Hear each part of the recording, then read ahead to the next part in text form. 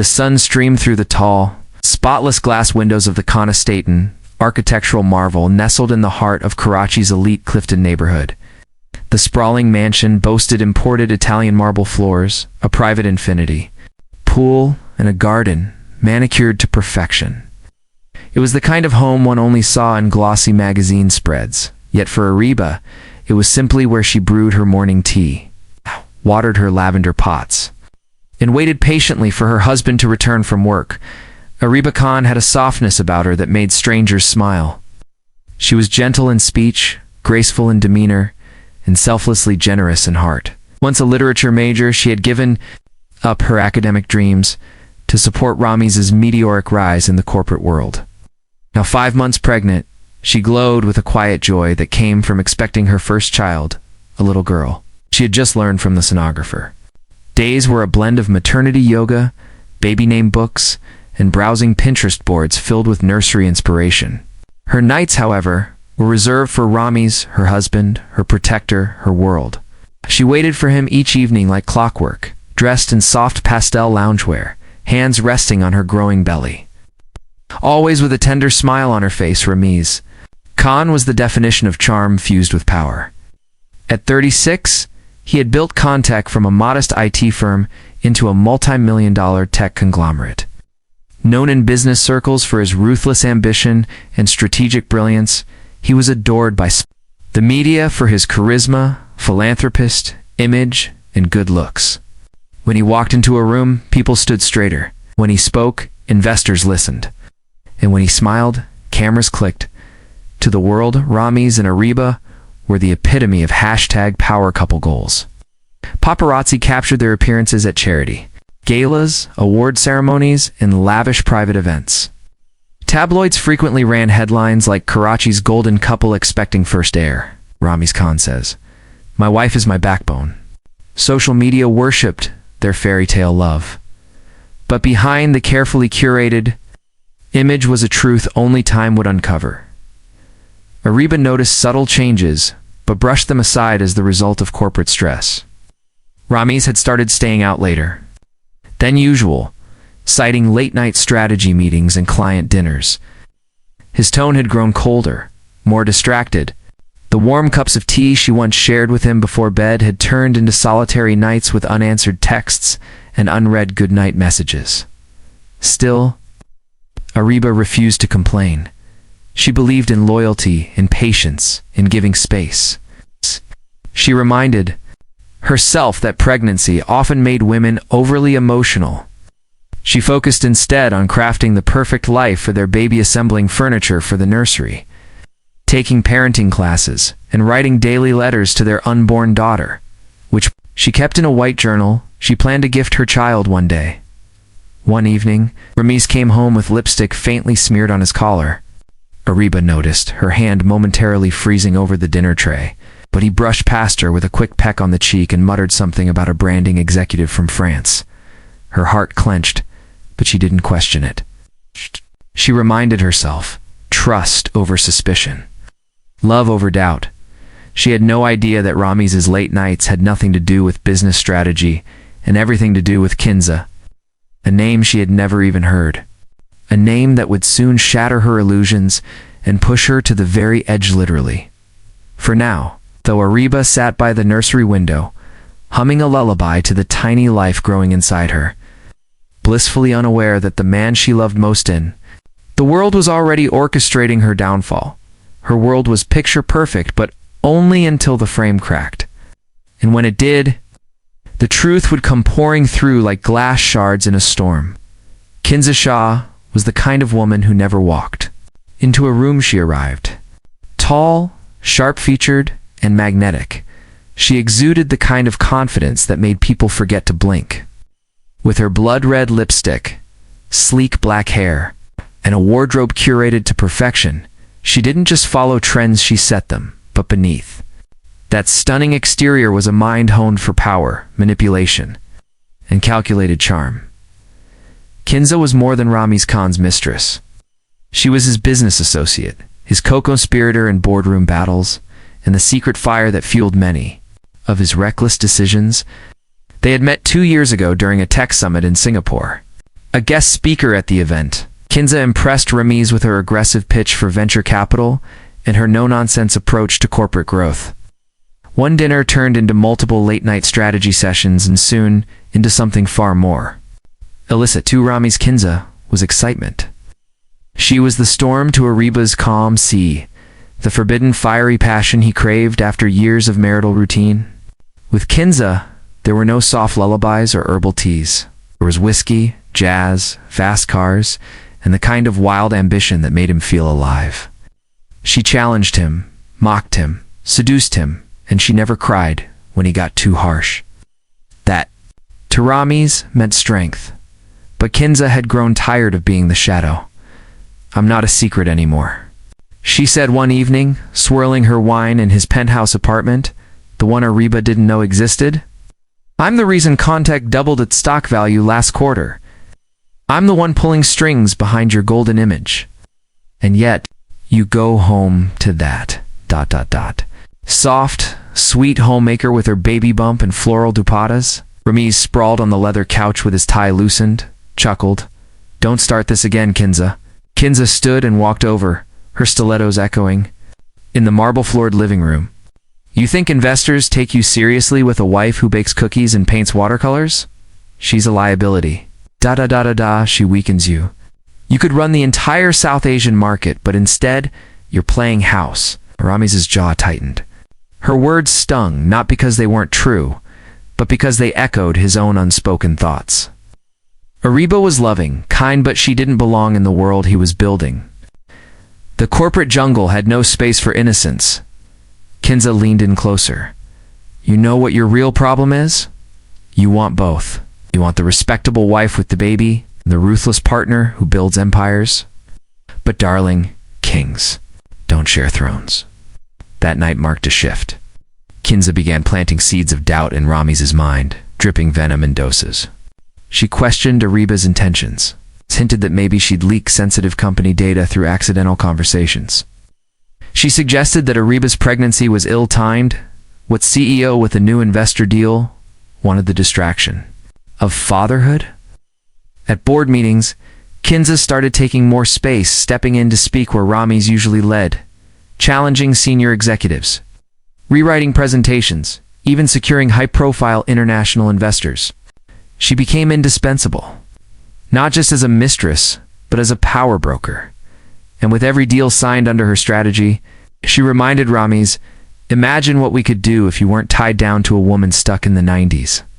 His jealousy also fueled her rage. Photos of Ramiz and Ariba in glossy magazines made her seethe. Ariba's face, so serene and beloved by the public, felt like a knife in her pride. Kinza couldn't stand being the other woman anymore. She wanted the spotlight, the power, the title. "I've earned it," she told herself in the mirror one morning. "I've fought for it.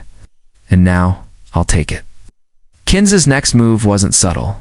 She began orchestrating meetings with Ramiz during times he was expected to be home, making sure Ariba noticed his increasing absence. She anonymously leaked gossip to tabloids about Ramiz being seen with a mystery woman. She even started pressuring Ramiz to transfer certain companies' shares under her name for protection, she claimed. When Ramiz hesitated, she smiled coldly. "Either she goes or I do. You know exactly which one of us can make you a billionaire. Bring you to ruin." The ultimatum hung in the air like poison. Ramiz stared out of the penthouse window, city lights reflecting off his empty glass. The line between right and wrong had blurred long ago. Now it was only about what was useful, what was in the way. And according to Kinza, Ariba was very much in the way. The clock had started ticking. The next chapter would no longer be about whispers in the dark, but about actions that could never be undone. The late afternoon sky was painted in warm hues of gold and rose, the kind of cinematic sunset that made everything feel almost unreal. The rooftop of the Contact penthouse had been transformed into what looked like the set of a luxury maternity photo shoot. White chiffon curtains fluttered in the breeze, surrounded by delicate floral arrangements, glowing fairy lights, and a plush white sofa placed elegantly under a floral arch. It was beautiful, picture-perfect, just like the lies that brought Ariba there. "Ramiz, this is stunning," Ariba breathed as the elevator doors opened onto the rooftop. She clutched her rounded belly gently, eyes wide with awe. "You did all this for me?" Ramis smiled, a mask of affection glued tightly to his face. "Course, Jan. You've been working so hard on the nursery, on taking care of yourself and our baby. I wanted to give you something memorable. A little surprise." Ariba stepped out cautiously, her flowing white maternity dress catching the breeze like a veil. The sight brought a lump to Ramis's throat, but not from guilt, from fear. A fear of how tightly she still believed in him. "I even called a professional photographer," he added, motioning toward a tripod in the distance. "They're running a little late, though." But before he could finish, a voice interrupted. "Well, lucky for us, I've always had an eye for photos," said Kinza, stepping out from behind a floral partition. Ariba froze, clad in a fitted crimson blazer and black trousers. Kinza walked confidently toward them, a camera hanging from her neck. Her presence, uninvited and unexplained, immediately shifted the energy. Ariba's smile faltered. "Kinza, you work at the company, don't you? I've seen you in passing." Kinza smirked. "We've crossed paths. But not like this." She lifted the camera and snapped a quick picture of Ariba, the flash catching her off guard. "You look radiant, by the way. Really, glowing." Ariba turned to Ramis, her brows furrowing. "I thought this was a private shoot, just for us." Ramis rubbed the back of his neck. "Yeah, but Kinza's got an eye for aesthetics." She offered to help, Offerdor insisted. Something inside Ariba stirred on a knee she couldn't quite name. Stirred. Her instincts fluttered like trapped birds in her chest. The whole setting, though gorgeous, suddenly felt cold. Scripted. Kinza stepped closer. "Come, let's get you posed near the ledge. The skyline looks divine behind it." Ariba hesitated. "The ledge?" "Yes, just a few steps away," Kinza said, gesturing toward the edge of the rooftop where a marble platform had been set up with rose petals. "Trust meets the perfect shot." Ramis nodded silently. Ariba moved cautiously, her hand resting protectively on her belly. Her heels clicked softly against the rooftop floor as she approached the platform. The city stretched endlessly below her, cars like ants, lights flickering on as twilight approached. She turned toward the camera. Kinza lifted it again, but didn't take a shot. Click. The sound came from behind the lens, but it wasn't the shutter. It was the sound of a decision being made. Without warning, Kinza lowered the camera and stepped forward. A cold gleam sparkled in her eyes.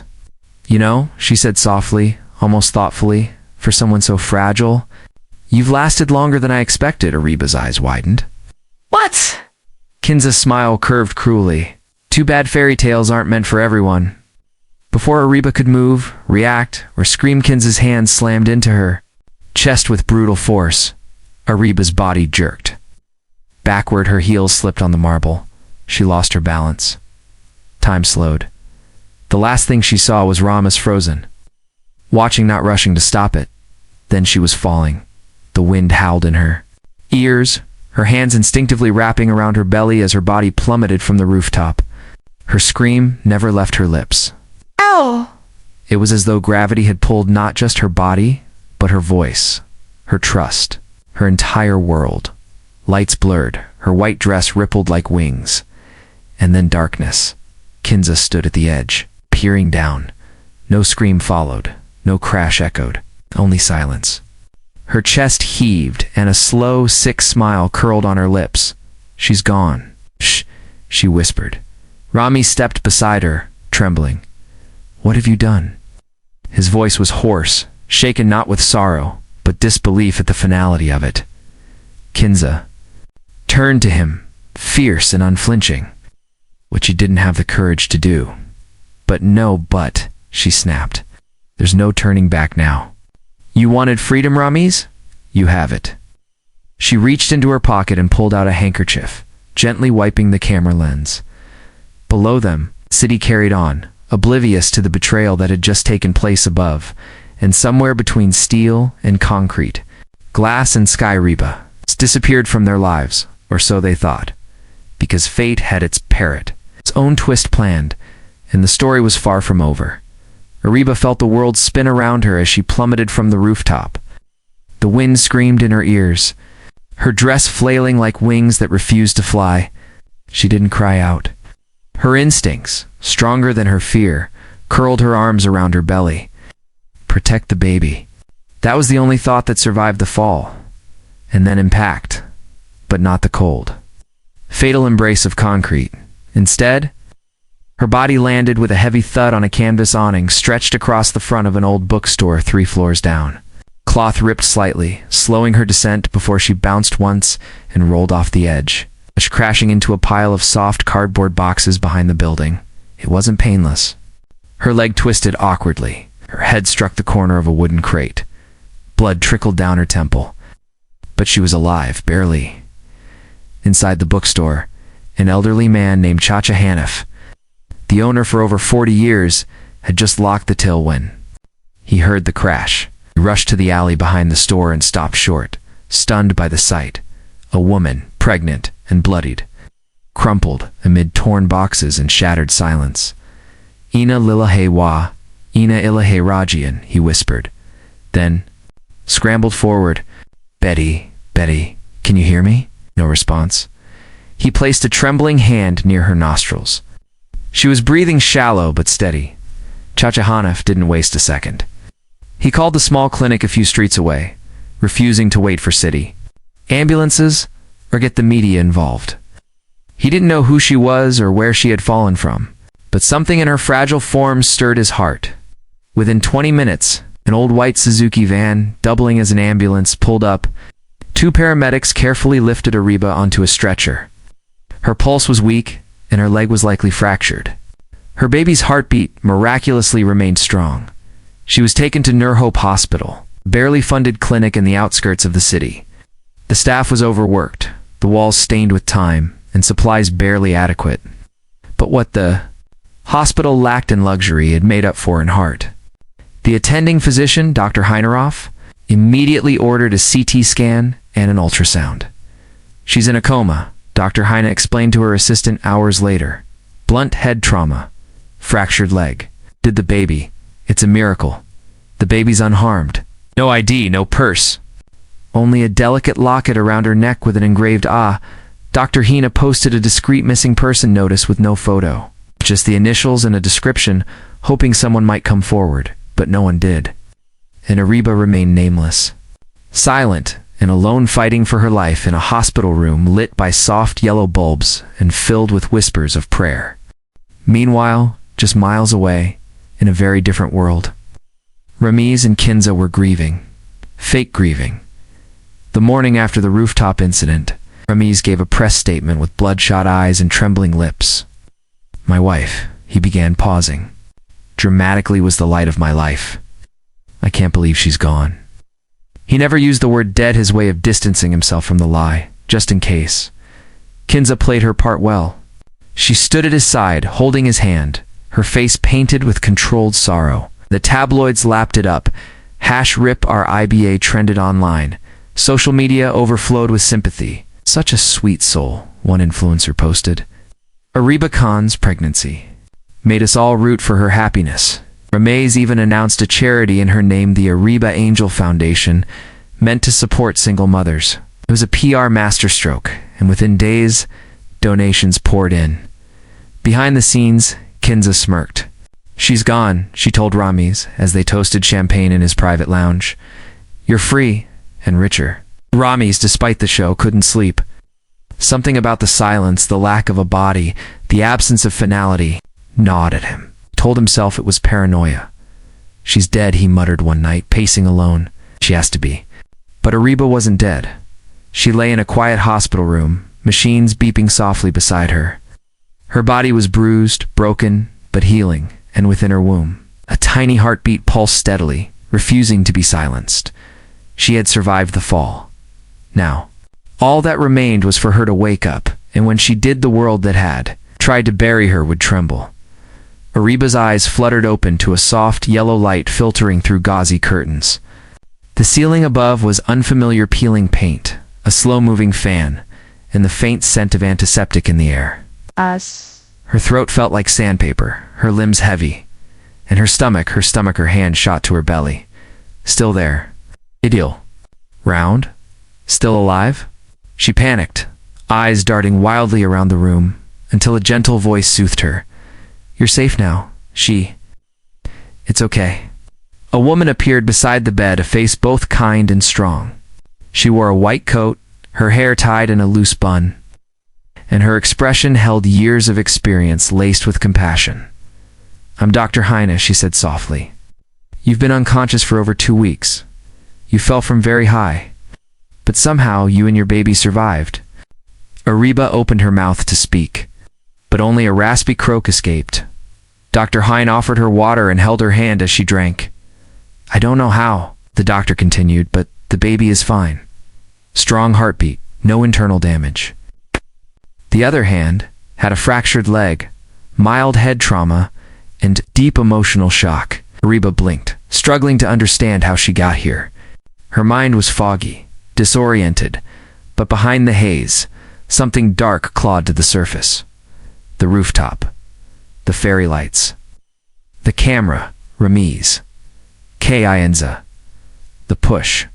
Her breath caught in her throat. Her hand clutched the bedsheet, her entire body tensed. "Easy," Dr. Heine whispered. "You're safe now. Shh. You don't have to talk until you're ready. You don't even have to tell us your name." Ariba lay back against the pillow, but the flashbacks came, uninvited. Kinza's cold smile, Ramiz's silent stare, the force of betrayal followed by the horror of falling, the helplessness, the terror, and then the cruelest part of it all, the people she trusted most had left her for dead. Tears slid silently down her cheeks. Dr. Heine visited her every morning and night, never pushing, just listening. The hospital was small and underfunded, but the people there treated Ariba like family. Nurses brought her fresh fruit, the cleaner lit incense when she had headaches.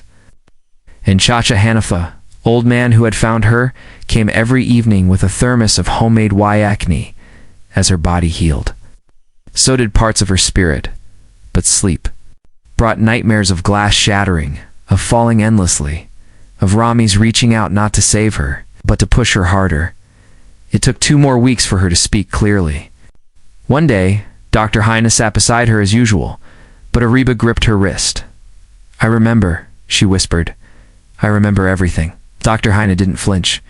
"Tell me." Ariba told her everything, how Ramiz had changed, how Kinza had entered their lives, how she was lured to the rooftop under the guise of a maternity shoot, and how Kinza had pushed her. "They thought I died," Ariba said, voice trembling, "and they're probably out there, celebrating." Dr. Hina's jaw clenched. "Then it's time they learn you're alive." "No," Ariba replied, shaking her head. "Not yet." She stared out the window, sunlight touching her face, warming her like a distant promise. "I won't just survive this," she said slowly, as if carving the vow into her soul. "I'll return, and I'll expose every single lie they've built on my bones." Her hand rested gently on her belly. "For me, and for her." And in that quiet hospital room, beneath worn ceilings and flickering bulbs, a woman was reborn, not just as a mother, but as a storm waiting to strike. 3 weeks after awakening from her coma, Ariba no longer saw herself as a victim, but she also knew she couldn't simply walk back into the world as the same woman. If Ramiz and Kinza found out she was alive before she was ready, they would bury her story for good, perhaps this time, literally. So she made a decision. "I need a new identity," she told Dr. Heine one afternoon. "A new name, new documents. I can't let them find me. Not until I'm ready to destroy them." Dr. Heine, firm and loyal as ever, nodded without question. "I know someone who can help. Someone I trust with my life." That someone was Zavian Ali, a quiet, sharp-eyed, a lawyer who had once been Dr. Heine's classmate in college. He now worked independently, taking on human rights cases, whistleblower protection, and corporate corruption. When he arrived at the clinic, his presence filled the small consultation room, tall, composed, and with a kind of intelligence that didn't need to announce itself. "So, "You're the phoenix they tried to burn," he said softly after hearing Ariba's story. Ariba gave him a wary look. "You're safe here," Dr. Hina assured her. "Xavian's not just discreet, he's dangerous when it comes to the law. If anyone can help you take them down, it's him." Xavian leaned forward. "We won't rush anything. First we protect you and your child. Then we build a case. So strong, it can't be silenced even by money or power." Over the next week, Xavian helped Ariba assume a new identity, Maya Rahil. A new national ID was forged using underground legal contacts, fresh address registered in a remote suburb, and a bank account opened in the name of a local women's shelter that Dr. Heine supported. Under this name, Ariba filed for temporary custody protection, citing domestic endangerment without revealing her full identity. It gave her limited legal protection without alerting Ramaz's high-powered legal team. In parallel, Xavian began digging. "I always had doubts about Ramiz Khan," he admitted one night over paperwork. "No one rises that fast without getting blood on their hands or laundering it first." Ariba listened intently as Xavian unveiled what he had already discovered through financial audits and whistleblower testimonies. Multiple shell companies linked to contact that funneled investor money offshore, Ariba's name forged on foundation donation documents she had never signed. Fake widow aid programs that existed only on paper. Tax filings showing millions in unaccounted research costs. "He's not just corrupt," Xavian said grimly. "He's created an empire built on fraud and Kinza. She's the architect of most of it." As Ariba processed it all, a new fire ignited inside her. It wasn't just personal anymore. Her betrayal wasn't the only crime. Her fall was a symptom of something much bigger, an entire web of lies, theft, manipulation, and greed that had cost countless people their livelihoods. "I was just the first," she whispered. "How many more have they ruined?" Xavian's guidance. Ariba began to collect and organize everything she remembered. D-mails, text conversations, voice memos Ramiz had sent her that hinted at meetings and deals. She also recalled where Ramiz kept certain confidential files in a private folder on his cloud account. Labeled Nova 1990, a name only she would know. Xavian smiled when she told him, "It might be our key." But Ariba knew evidence alone wouldn't be enough. "They won't just crumble because of a few documents," she said. "They're media darlings, publicly adored. I need to come back in a way that shocks the world, makes them look up and say, 'She's a livend. She's coming for them.'" Xavier nodded slowly. "You don't just want justice. You want the truth to go viral?" Ariba smiled for the first time in days. "Exactly." By the end of the week, she was walking again with a crutch, her strength returning. She wore her hair differently, now cut shoulder length, dyed a deep chestnut brown. She moved with purpose. And when she looked in the mirror, she no longer saw the naive, soft-spoken wife who had once waited by the window. She saw a strategist, a survivor, and soon, a storm. The grand ballroom of the Pearl Regency Hotel sparkled under 1,000 crystal chandeliers. It was Context's most anticipated event of the year, the annual Global Tech Gala, attended by billionaires, diplomats, socialites, and top-tier media. Dressed in tuxedos and couture gowns, Karachi's elite moved through the space like royalty, glasses of champagne in hand, photographers snapping their every move. At the center of it all stood Ramiz Khan, CEO and celebrated visionary, posing for cameras with his arm around Kinza Shah, now introduced publicly as Context creative director and, unofficially, his new partner. She wore a skin-tight emerald gown and a triumphant smirk, fully basking in her newfound power. It had been 6 months since Ariba's death, and not a single soul questioned the official narrative. Ramiz had grieved, Kinza had taken control of the PR machine, and the world had moved on, until tonight. The room fell into a hush. When the doors at the back of the ballroom slowly opened, the music stuttered. Conversations died. Photographers froze and then gasps. A woman entered, flanked by 2 security personnel in black suits. She moved with regal grace, her posture straight, her expression serene yet unyielding. Her gown was a shimmering midnight, blue with silver embroidery that trailed like stardust. Her hair was styled into soft waves. Her makeup was flawless. But it wasn't just the look that made jaws drop. It was the recognition. Ariba, Khan, alive, glowing, reborn. Flashbulbs exploded. Ramiz paled.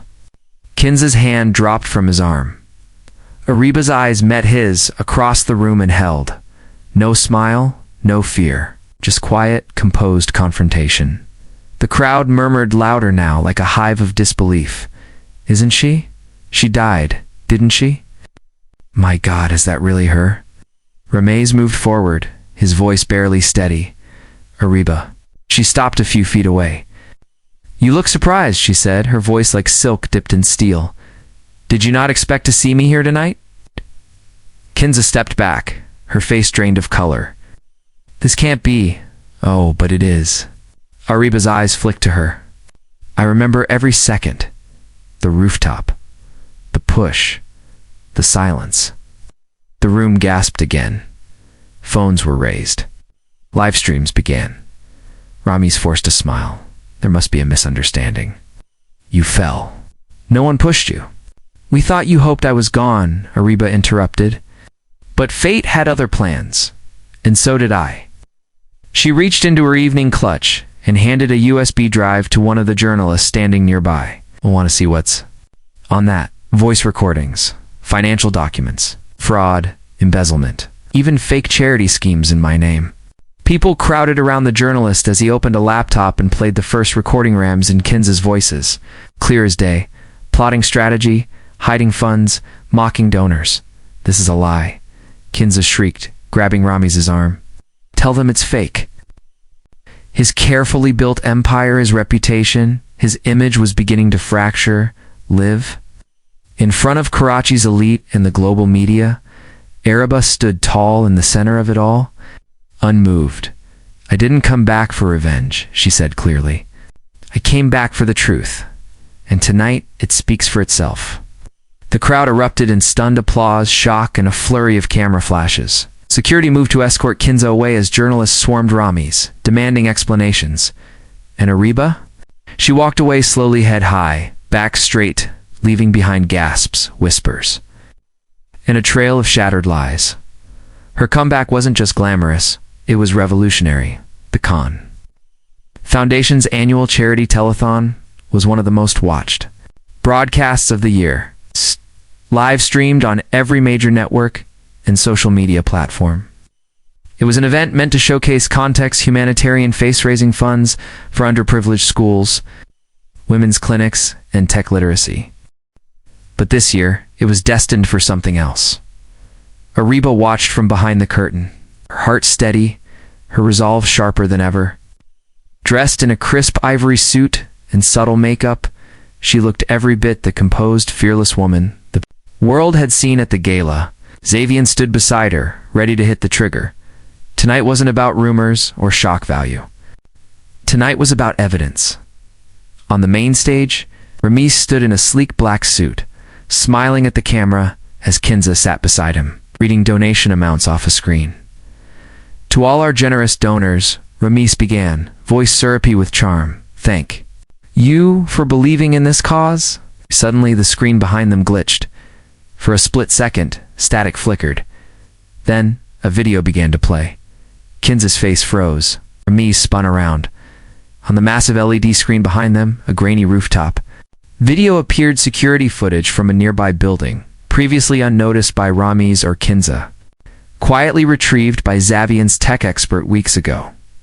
There, in full color and horrifying clarity, was Ariba standing in her lavender maternity gown on the rooftop, smiling nervously. Then came Kinza, guiding her to the edge. And then the shove. Ariba's body was seen tumbling over the side, her arms flailing. The flower crown flying into the wind. The ballroom gasped.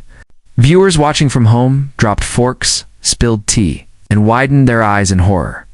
But the video didn't stop there. Now came audio recordings meticulously extracted and verified. Stitched together from Ramiz's private voice notes and phone calls, most sent during the planning days with Kinza. She won't survive the fall. Rami's voice echoed through the speakers. If she does, make sure she disappears. No loose ends. Then Kansas, once she's gone, we rebrand everything. You'll be the grieving widower. I'll be the woman who saved your life. Rami's tried to cut the feed, yelling at the technicians behind the cameras.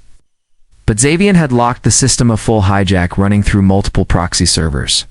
Kinza stood, trembling, her face ghost white. This is doctored. She screamed. It's fake. She's lying. Ariba stepped forward calmly and confidently.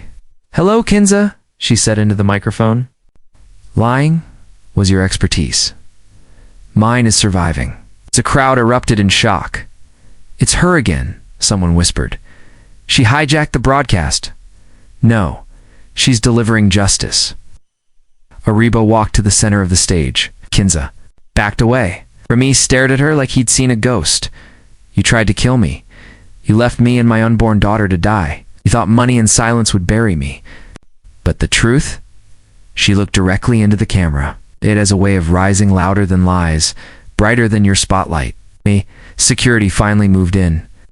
Several officers, already tipped off by Xavier, entered the room and approached the stage. Mr. Ramiz Khan and Ms. Kinza Shah, the lead officer announced.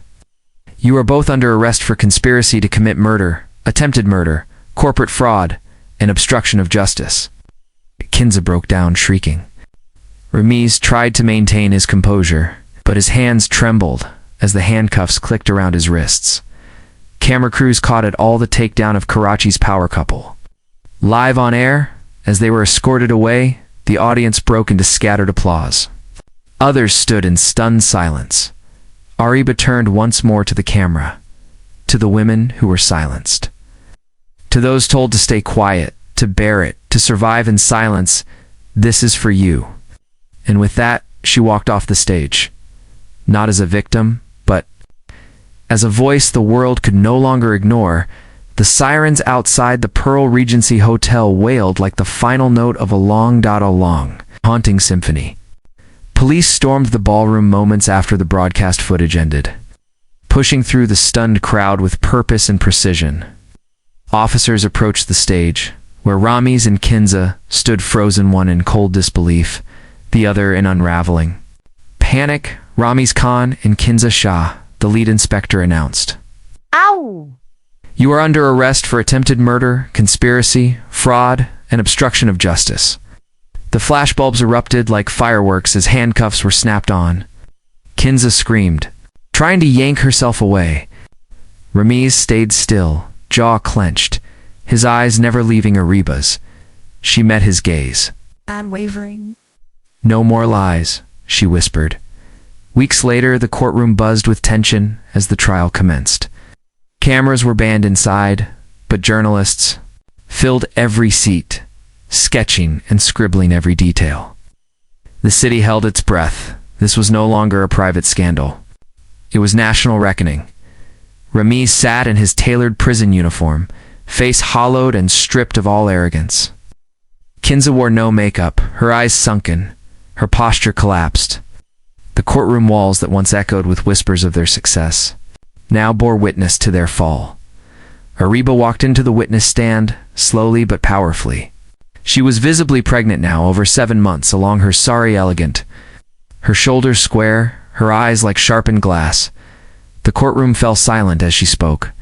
I was pushed from the rooftop of my own home. I was 5 months pregnant, and I survived not by luck, but because someone needed to make this story heard. I was never weak. I was just trusting. That trust nearly killed me. She detailed the betrayal, the abuse of power, the fraud, and the manipulation. Her voice never wavered. Xavier presented the video footage, audio recordings, forged documents, and banking trails. Every lie Ramiz and Kinza had spun unraveled in brutal clarity. When the judge read the verdict, the room held its breath. Ramiz Khan and Kinza should guilty on all charges.